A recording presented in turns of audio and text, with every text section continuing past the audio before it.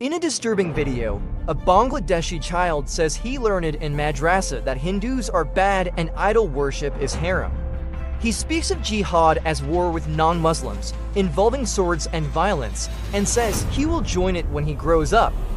These views, taught by his huger, show how children are being brainwashed with hate and extremism from a young age. নাম কি ভাইয়া? আরিফ। তুমি কি মাদ্রাসায় পড়ো? জি। আচ্ছা, হিন্দুরা পচা না ভালো? পচা।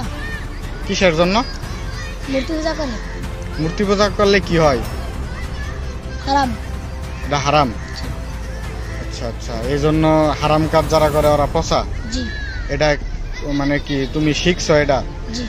আচ্ছা আচ্ছা, তুমি কোথা থেকে শিখছো এটা? মাদ্রাসা থেকে। মাদ্রাসা থেকে? মাদ্রাসার হুজুর বলছে যে মূর্তি পূজা যারা করে ওরা পচা এবং মূর্তি পূজা হারাম কাজ, এটা মাদ্রাসা থেকে বলছে? ও আচ্ছা, এই জন্য তুমি হিন্দু করে পচা মনে করো?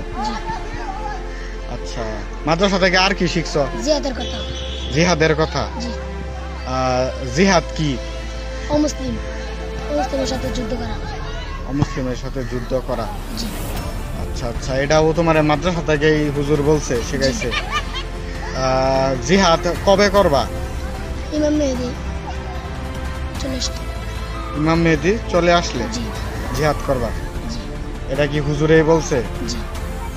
আচ্ছা আচ্ছা, হুজুরে তোমারে কি বলে, মানে তুমি বড় হয়ে জিহাদ টিহাদ করবা বা এরকম কিছু কি বলছে কখনো? কি বলছে একটু বলো তো।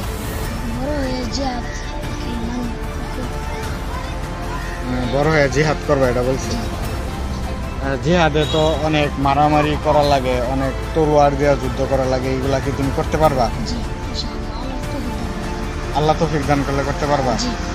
এই কনফিডেন্স, মানে এটা কি তোমার হুজুরে সাহস দেয় সবসময়? আচ্ছা আচ্ছা, ঠিক আছে।